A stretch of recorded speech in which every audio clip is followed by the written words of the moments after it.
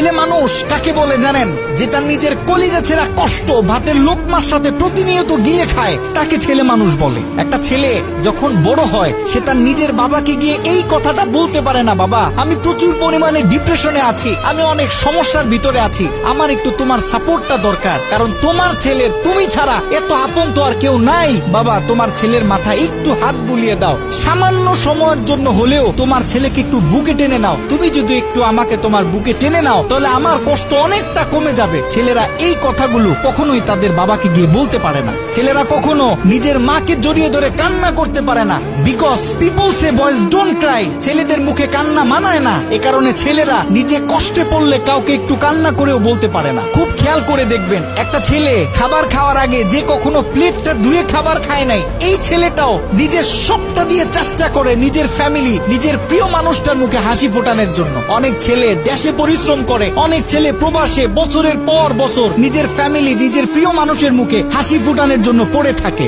দিন শেষে ছেলেদের মুখে হাসি ফোটানোর মতো কাউকে পাওয়া যায় না। আমি মনে করি boys are the best actor in the world. এই পৃথিবীতে ছেলেরা হচ্ছে সব থেকে বড় অভিনেতা, কারণ ছেলেরা নিজেদের বুকে হাজারো লক্ষ কষ্ট পুঁতে রেখেও মুখে হাসি নিয়ে চলে, কারণ সে জানে আজকে আমি যদি ভেঙে পড়ি তাহলে আমার পুরো ফ্যামিলিটা অস্তিত্বহীন হয়ে যাবে।